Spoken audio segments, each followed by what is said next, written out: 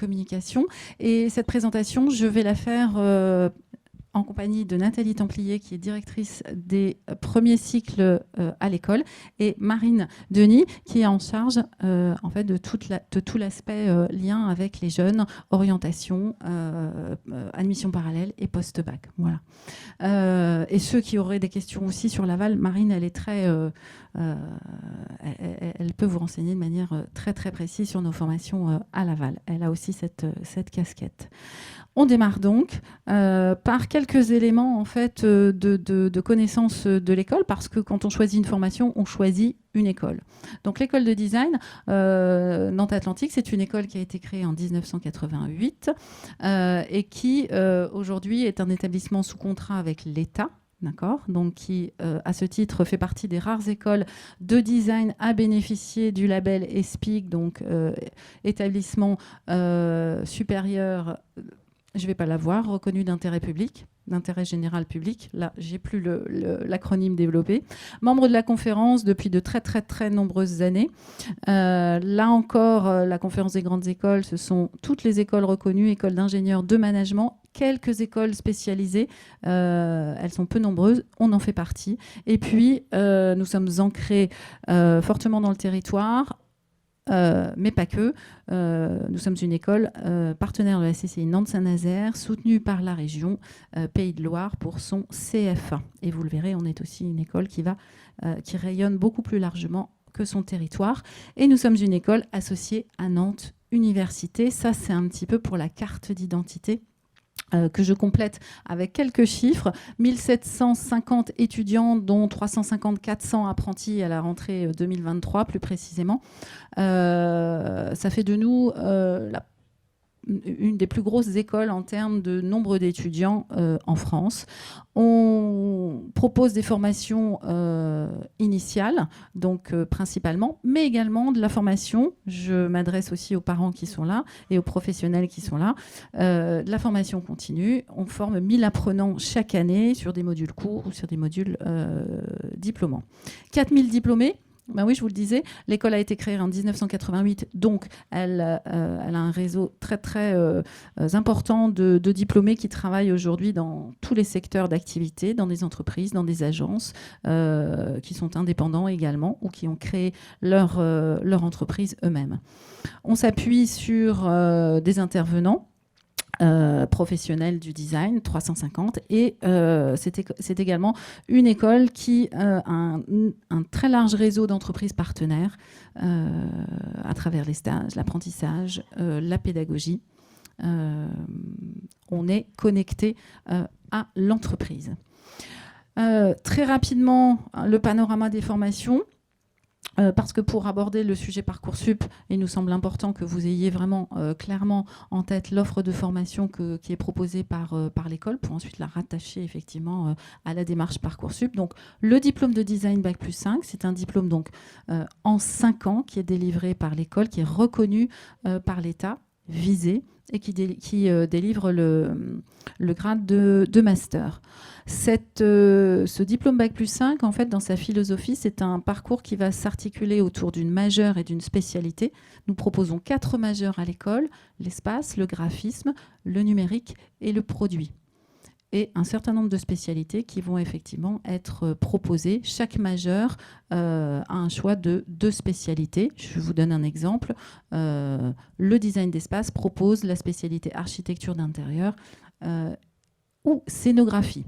Bon, je vais les décliner quand même. Design graphique, la spécialité motion design ou graphisme, le design produit, design de produits industriels, design de transport, et UX design, design d'interface ou design de service. On va revenir là-dessus. Donc, ce programme en 5 ans va s'articuler autour du choix d'une majeure qui va s'opérer au début du parcours et d'une spécialité. Et puis, il va être à la fois jalonné d'un certain nombre de stages que vous aurez à faire, un semestre, une expatriation à l'international, voire plus si vous le souhaitez. Et puis un choix de cycle master en voie scolaire, en apprentissage, sur différentes thématiques sur lesquelles on reviendra. Je ne veux pas vous embrouiller, mais c'est vraiment un parcours qu'on construit à la carte tout au long des 5 ans. Je te laisse la parole, Nathalie. C'est pour toi, la suite. Bonjour à tous. J'en ai déjà rencontré certains d'entre vous. J'étais dans la salle des premières années au premier étage. Donc la première année du Bac plus 5 est découpée en 2 semestres. Il y a un premier semestre qui va être tourné autour des fondamentaux du design et de la créativité. Et ce premier semestre va également comporter 4 workshops. Alors des workshops, pour ceux qui ne savent peut-être pas quel est ce format, pendant ces semaines de workshop, les cours hebdomadaires n'ont plus lieu. Les étudiants sont en mode agence, en mode projet, et pendant une semaine, ils travaillent en groupe bien sûr, vont découvrir quelles sont les 4 grandes majeures que l'on propose à l'école. À savoir, il y a un premier workshop, je ne sais pas, mais il y a un workshop design d'espace, puis un workshop design graphique, puis un workshop design produit, je vais y arriver, et le dernier, un workshop UX design. Et c'est tout en connaissance de cause que l'étudiant, à la fin du premier semestre, va pouvoir choisir dans quel majeur il souhaite poursuivre sa première année, donc son 2e semestre.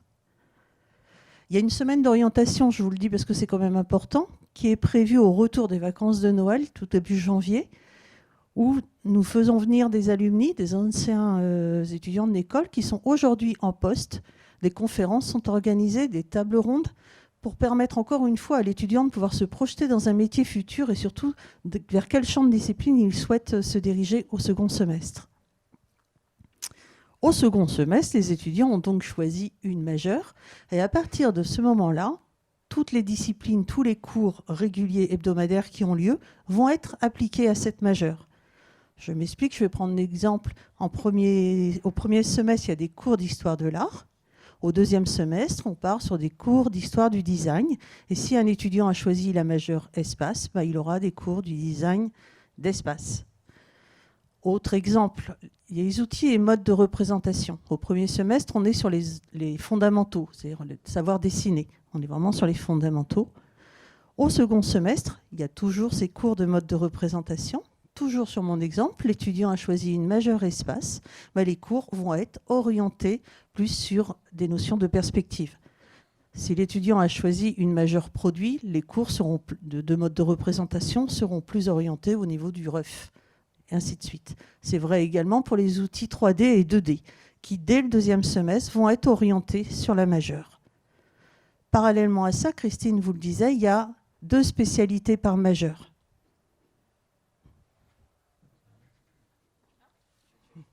Je voudrais avancer une slide, je pense que c'est la slide d'après.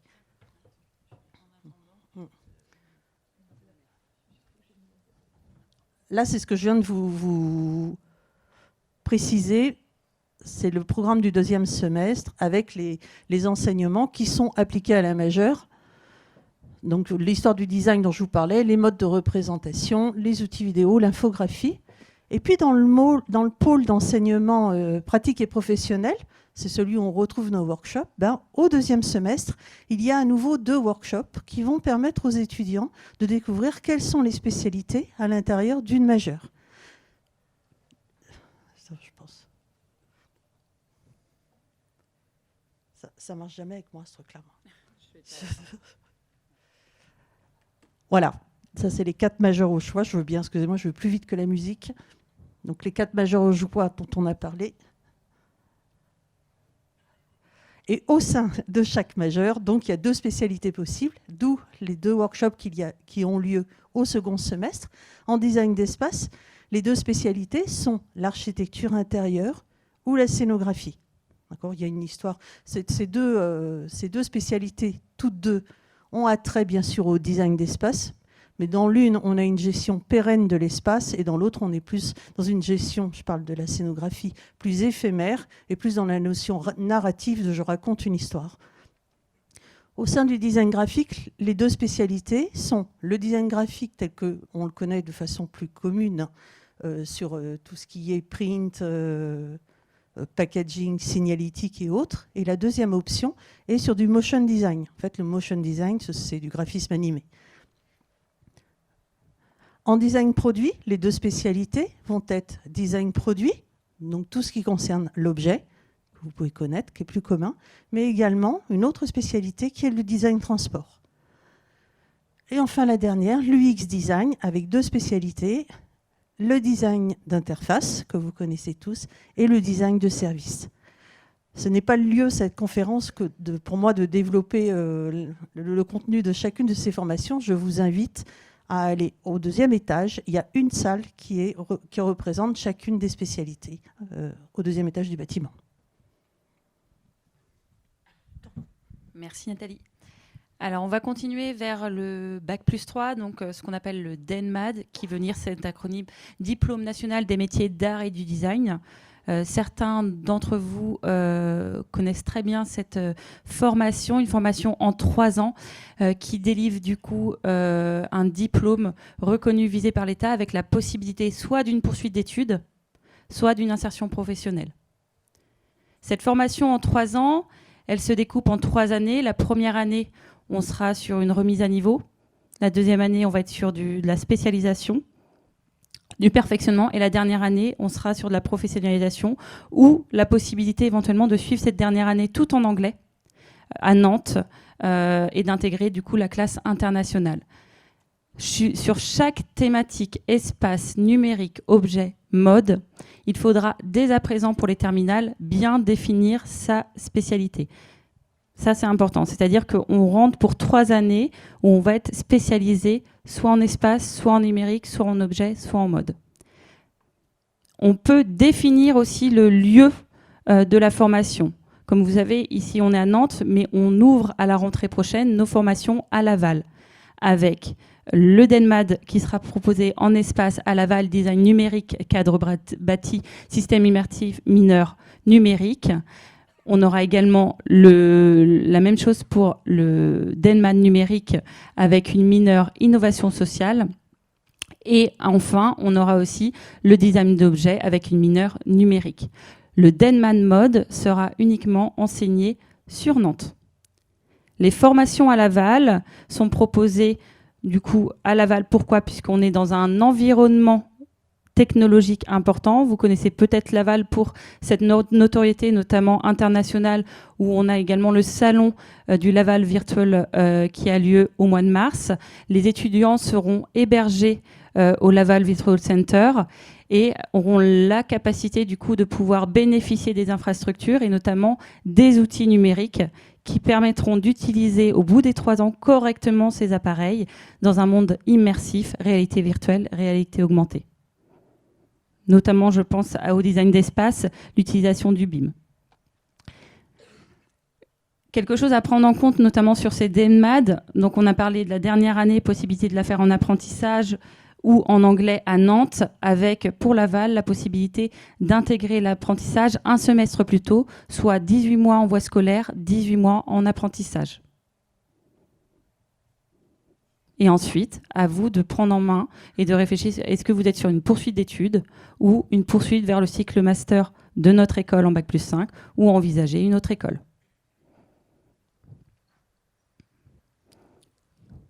Je te relaisse la parole, Nathalie. Moi, je vais vous parler plus particulièrement des DENMAD qui sont à Nantes. Nous sommes à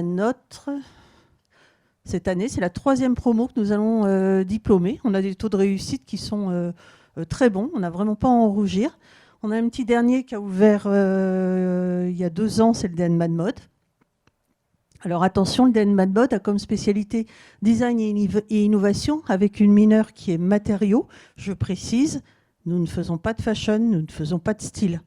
On est vraiment axé sur une dimension de design durable et de nouveaux matériaux et de matériaux intelligents. On ne va pas dessiner de jolies robes, on ne fait pas de style, je le dis parce que ce n'est pas la peine d'être déçu par rapport à cette formation. Il y a d'autres DENMAD en France qui sont axés sur le style.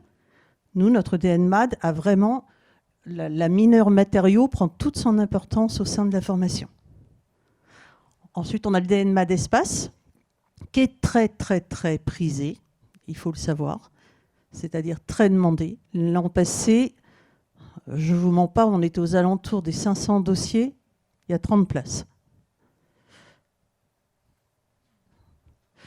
Donc le DENMAD espace qui est autour de l'architecture et de l'habitat, mais également de l'aménagement commercial. d'accord, avec une mineure objet qui permet de recentrer le mobilier au sein d'aménagement d'espace. Le DNMAD numérique, qui lui est en spécialité, c'est sur le design d'interface et les médias numériques, donc limite du motion, on rejoue quelque part le graphisme, avec une mineure qui est graphisme. Mais on est vraiment sur du graphisme appliqué au numérique. Et enfin, le petit dernier, qui est le DNMAD objet, avec comme spécialité, c'est design de produits industriels, avec une mineure qui est matériaux, avec l'importance, encore une fois, de l'éco-conception de ces valeurs qu'aujourd'hui, c'est incontournable pour nos designers de demain. Toutes ces formations de DNMAD sont au 3e étage du bâtiment et je vous invite grandement d'aller les visiter, puis surtout d'aller discuter avec les étudiants. Ce sont quand même les meilleurs ambassadeurs pour expliquer ce qu'ils font dans cette formation. Donc, comme le disait Marine, cette formation, les 2 premières années sont en voie scolaire. La 3e année est soit en apprentissage, soit dans le DNMAD international, qui regroupe les étudiants que nous recevons des écoles partenaires par Cumulus, l'Erasmus du design. Nous envoyons nos étudiants dans les écoles partenaires au 1er semestre de la 3e année du Bac+5. Donc en contrepartie, on reçoit également énormément d'étudiants internationaux qui viennent passer 6 mois dans notre école et ils sont dans cette classe internationale de DNMAD. Bien sûr, on ne les diplôme pas. Par contre, ça amène une dynamique qui est fort intéressante dans cette classe. Non seulement l'enseignement n'est qu'en anglais, donc pour vous, étudiants, c'est une vraie richesse, et aussi de participer à des projets mélangés avec des étudiants d'une culture complètement différente de la vôtre et les uns des autres. Vous imaginez un projet qui est partagé entre un étudiant qui est issu ou originaire du Mexique, un autre du Canada et un 4e de la Chine. Ça amène des réponses qui sont étymologiques, j'y arrive pas, au niveau de l'étymologie, fort intéressantes au niveau culturel. Ensuite, c'est les formations à Laval. Merci. Alors, je continue sur les formations à Laval. Donc, comme je le disais, on n'a pas le DNMAD Mode sur Laval puisqu'on est vraiment orienté sur des formations en lien avec la réalité virtuelle, réalité augmentée.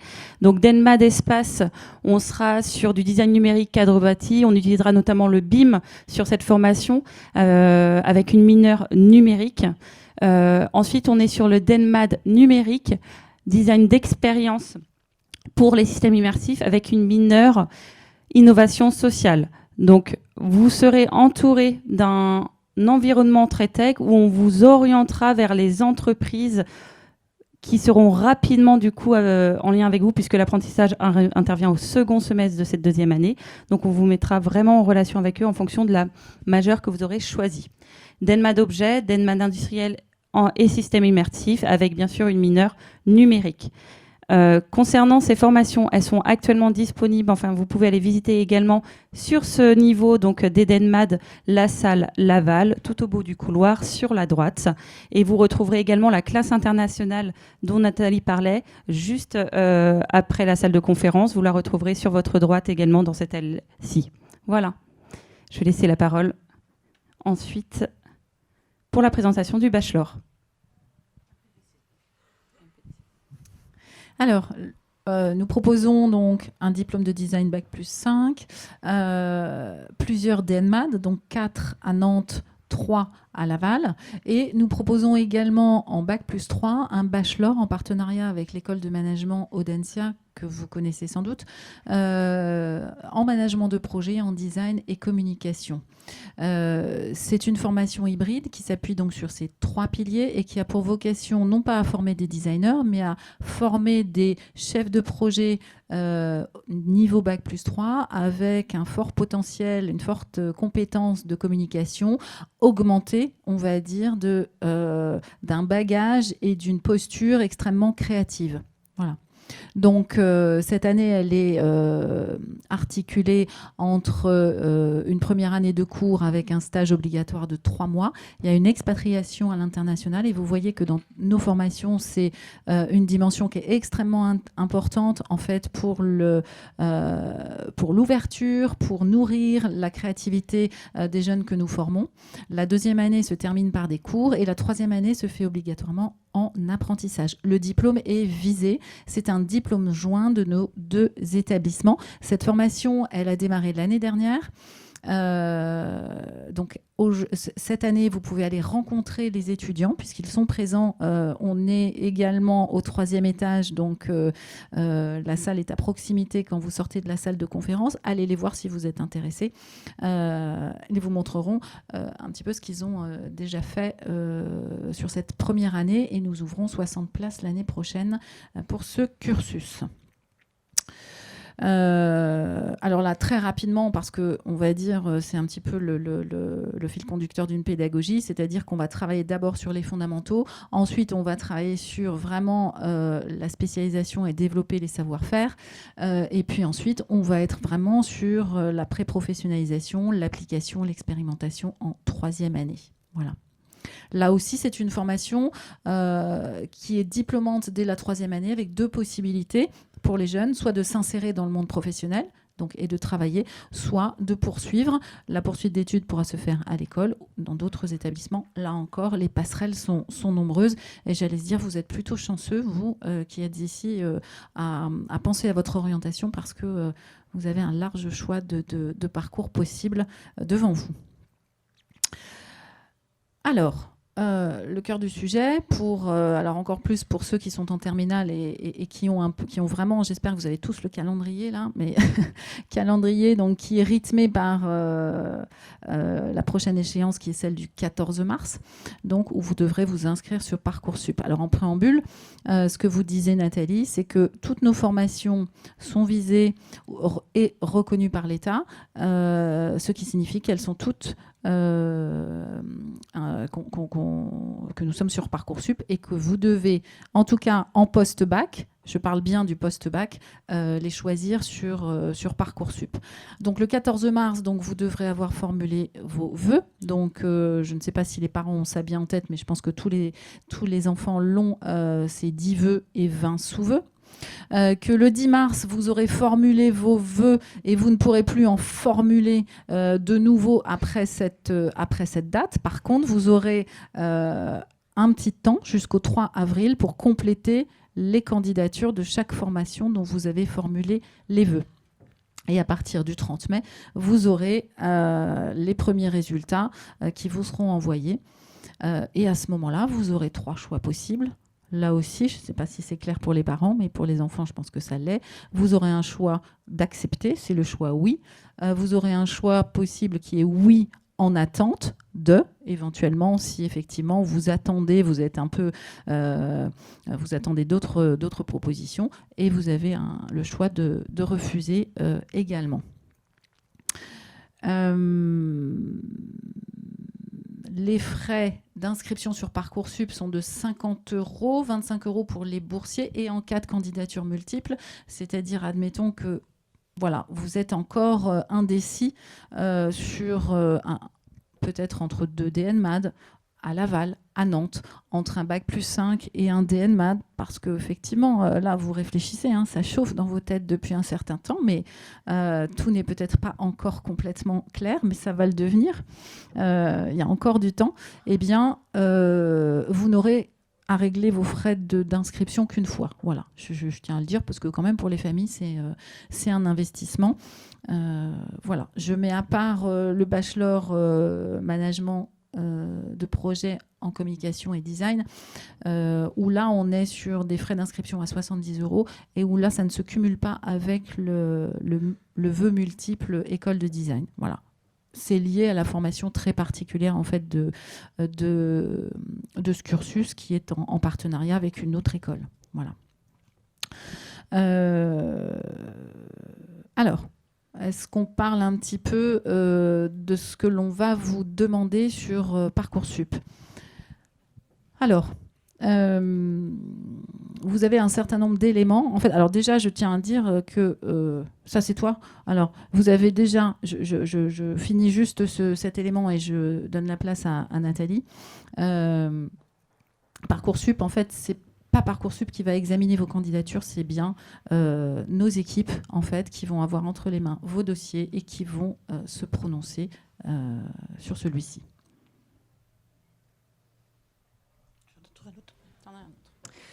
Donc, comme le disait Christine, effectivement, chaque dossier est étudié par 2 jurys et on fait la moyenne des 2 jurys à chaque fois.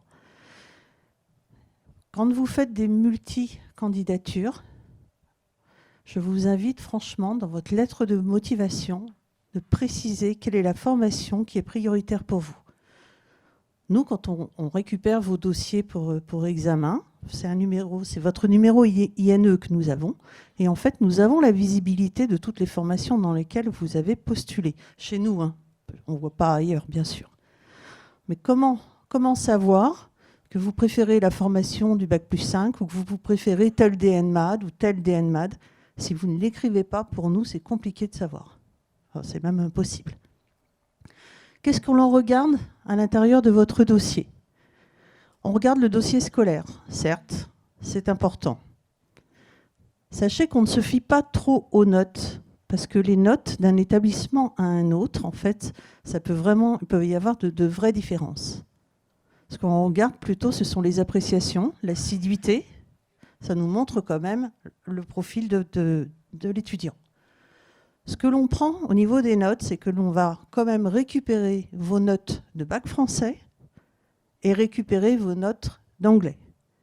Mais sachez que ce n'est pas du tout un coefficient pénalisant dans le final. Pour ceux qui ont déjà les terminales, là, qui avaient déjà ouvert Parcoursup, le premier onglet sur lequel vous arrivez, qui est centre d'intérêt, il me semble. Ne négligez pas cette partie-là. Nous, les profils qui nous intéressent, ce sont des profils de gens motivés, ben ça vous vous en doutez, mais qui font des choses, qui ont des envies. Vu que la lettre de motivation a un nombre de signes qui est limité, profitez de ce champ-là, centre d'intérêt, pour développer ce que vous faites.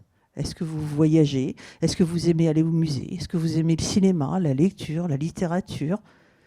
Allez-y, dites-nous ce que vous faites. La fiche à venir, vous savez, c'est la fiche remplie par vos établissements scolaires de terminale. Oui, on va regarder, mais enfin, ça ne sert pas à grand-chose, très franchement. Mais, ok. Par contre, il y a une partie qui vous inquiète, et pourtant elle ne devrait pas. C'est ce que l'on demande, c'est le dossier personnel qui est demandé. On vous demande de poster un dossier personnel. Vous allez y mettre tout ce qui va pouvoir nous montrer votre créativité. D'accord ? Alors, le dessin, certes, mais il n'y a pas que. Vous faites de la photo, bah, placez vos photos. Vous faites de la vidéo, donnez-nous un lien pour aller voir vos vidéos. Vous voyagez, bah, précisez-le. Vous avez fait des photos de voyage. Une chose qui est importante dans votre portfolio, mettez des légendes. Mettez des légendes. Expliquez-nous pourquoi vous mettez ça. Autre chose, ce n'est pas tant la technicité de votre façon de dessiner qui va nous importer. Vous venez à l'école. D'accord ? Nous, on va vous apprendre à dessiner, au moins à maîtriser les modes de représentation. Par contre, montrez-nous que vous aimez ça. Ce qui est important, c'est aimer dessiner, ce n'est pas de savoir dessiner. Évitez les dessins de CM2, hein, ce n'est pas la peine. Un peu plus récent. Très franchement. J'essaye de lire en même temps, mais vous lisez plus vite que je ne vais dire, donc je ne répète pas. Une chose sur laquelle il va falloir que vous fassiez attention, vu que le portfolio a un poids qui est limité. Ce n'est pas le même poids d'ailleurs pour le DNMAD et puis pour le Bac+5. Il y a certaines fois où vous vous sentez frustré parce que vous dites « moi je voudrais montrer d'autres choses ». D'accord ? Vous pouvez très bien, à la fin de votre portfolio ou au début, nous mettre un lien. Ben oui, contourner. Vous mettez un lien, nous, on va cliquer dessus, ça va nous emmener dans un autre univers qui sera le vôtre. Juste une chose, vérifiez bien que votre lien ne demande pas un mot de passe. Sinon, on ne peut pas y aller. D'accord ? Donc faites attention et envoyez-le à quelqu'un, le lien, pour vérifier que cela fonctionne, qui n'est pas de votre famille et pas de votre maison, parce que si l'adresse URL est la même, le mot de passe ne sera pas demandé. Donc vous n'allez pas pouvoir vérifier que ça passe. Je pense que tous les jeunes me comprennent. Là. Je vois certains parents qui me regardent de façon interrogative, mais je pense que les jeunes vont comprendre de quoi je parle. Est-ce que vous avez des questions à ce stade ? Alors, autre chose quand même que je tiens à préciser. Il y a des formations qui sont différentes et vous avez vu que pour intégrer la formation Bac+5, vous n'êtes pas encore dans la nécessité d'avoir fait un choix d'une majeure et d'une spécialité. À la différence du DNMAD où il faut des Parcoursup indiquer sur quelle majeure, quelle spécialité vous souhaitez aller. En conséquence, il est quand même vrai que dans un dossier de travaux personnels d'un DNMAD, si par exemple je prends le dossier d'un étudiant qui souhaite intégrer un DNMAD espace et que dans son dossier de travaux personnels, il n'y a rien sur le design d'espace, c'est pas très bien parti. À la différence du Bac+5, où en fait, on va aller chercher à l'intérieur de ce portfolio la démonstration d'une envie, d'une créativité que vous avez.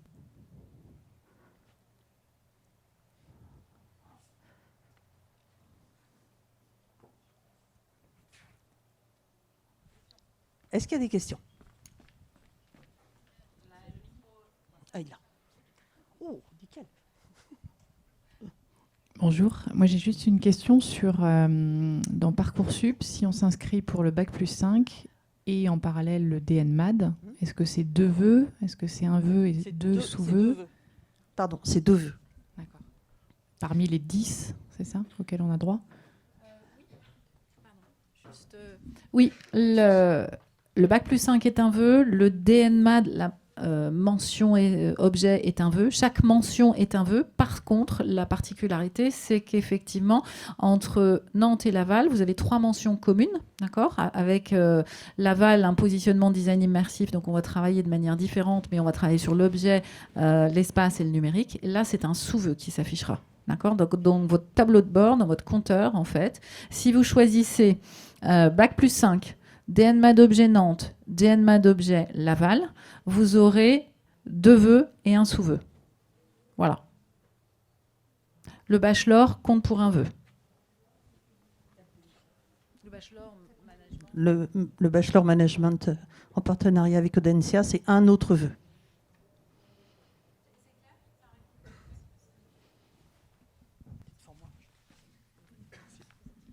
Bonjour. Je voudrais savoir si pour le Bac+5, donc pour le dossier personnel qu'il faut remplir, est-ce que vous avez déjà le nombre de mégas exactement qu'il faudrait mettre au maximum ou pas ?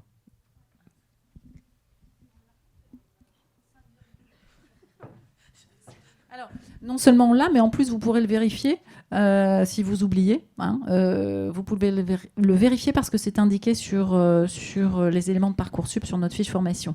C'est très très bien fait, les fiches formation. Alors je vous donne la réponse quand même à la question, c'est 5,12. C'est précis, ne me demandez pas pourquoi 12, mais c'est 5,12 mégaoctets. Et pour le DNMAD, c'est 2 mégaoctets. Voilà.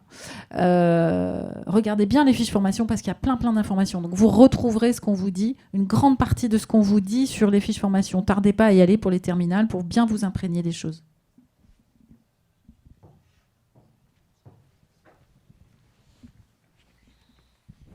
Bonjour, notre fille est intéressée plutôt par le Bac+5 et plutôt par le design d'espace.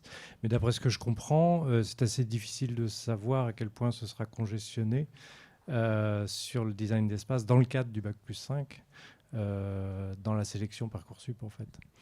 Est-ce que vous pouvez nous donner quelques Alors, éléments dans la là-dessus ? sélection Parcoursup, pour le Bac+5, la notion de design d'espace ne va pas rentrer en ligne de compte. Ça, c'est sûr. Par contre, si votre fille postule en DNMAD espace, je vous le disais tout à l'heure en préambule, réellement, c'est la formation la plus demandée en DNMAD. Ce n'est pas que chez nous, hein, c'est national. Moi, je vous invite à postuler en DNMAD espace et en Bac+5. Maintenant, très honnêtement, ce sont les résultats de votre fille qui lui permettront, en première année, déjà au premier semestre, de pouvoir accéder à la majeure espace. Et dans un deuxième temps, ces résultats qui pourront lui permettre d'accéder à la spécialité architecture intérieure, pour être très honnête. Mais si c'est vraiment ce qu'elle veut faire et si elle se donne les moyens, en Bac+5, il n'y a pas de raison qu'elle ne l'ait pas. Maintenant, en DNMAD, bah, le nombre de dossiers fait que, effectivement,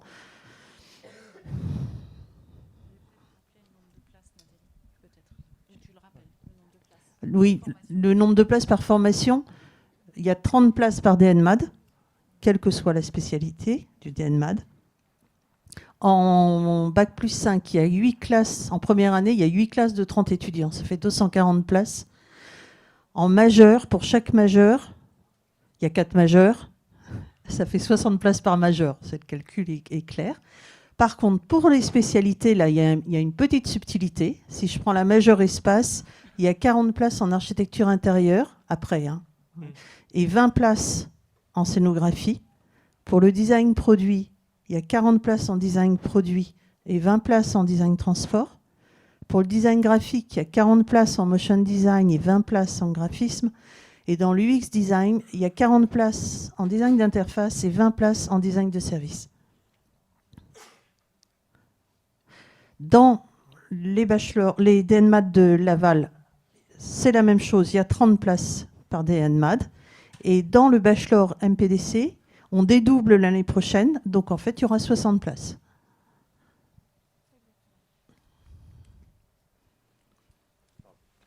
Merci.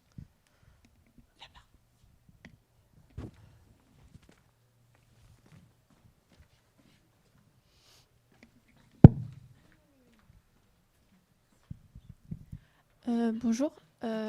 Sur Parcoursup, il y a marqué qu'il y a 8% d'admission des élèves venant de voies professionnelles. C'est le même pourcentage venant des élèves venant de voies professionnelles métiers d'art ou pas? Colle.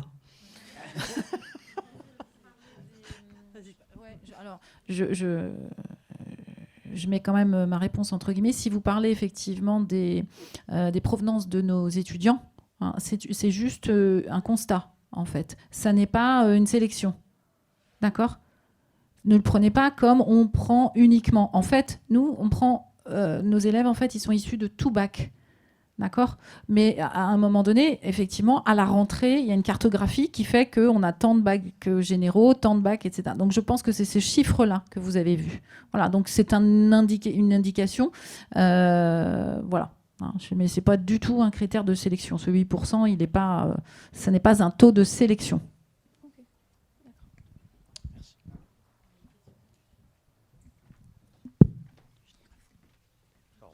Je voudrais juste savoir combien il y a de candidatures en fait pour le Bac+5, parce que là il y a le nombre de places, mais...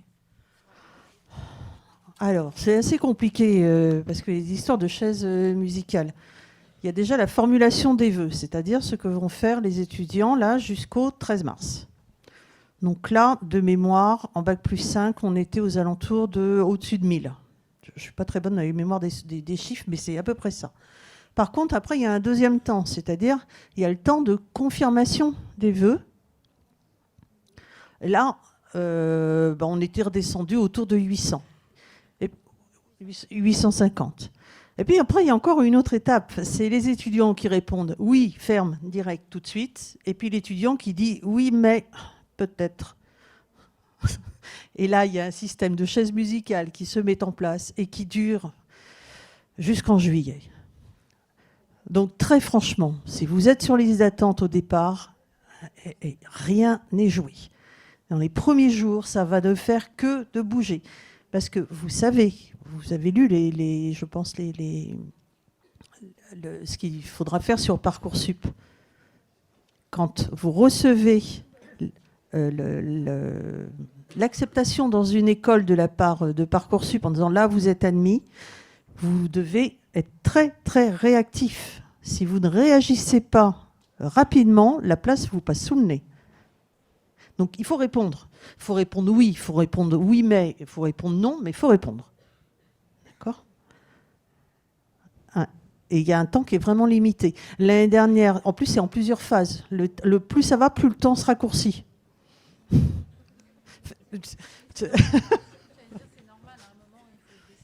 Oui.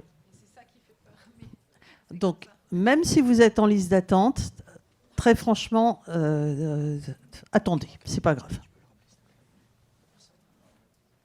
Vraiment, ça bouge. Est-ce qu'il y a une dernière question ?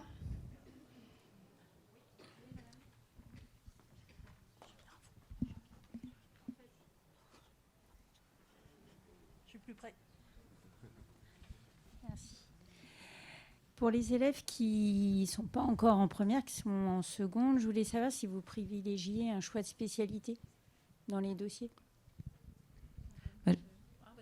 Je veux bien répondre à cette question. Donc, comme on l'a précisé, peu importe la série du bac, que ce soit un bac professionnel, bac technologique ou bac généraliste, on va regarder vraiment le sens créatif de l'étudiant.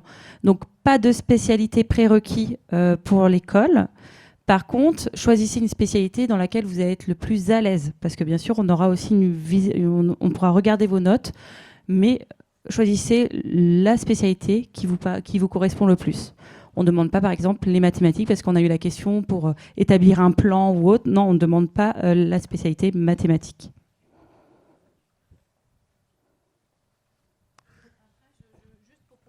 Juste pour compléter, si vous prenez des spécialités en lien avec l'art ou un univers créatif, littéraire, ça peut être aussi un élément que vous mettez en avant ensuite. Mais pour nous, ce ne sera pas un prérequis. C'est plus une valorisation de votre candidature, hein, qui rend cohérent le fait pour vous de candidater dans une école de design. On a fait le tour. Donc je vous invite, et nous vous invitons vraiment à aller échanger avec les étudiants dans les salles pour compléter ces informations. Bon appétit pour ceux qui vont aller déjeuner. Et puis au plaisir de vous croiser. Au revoir.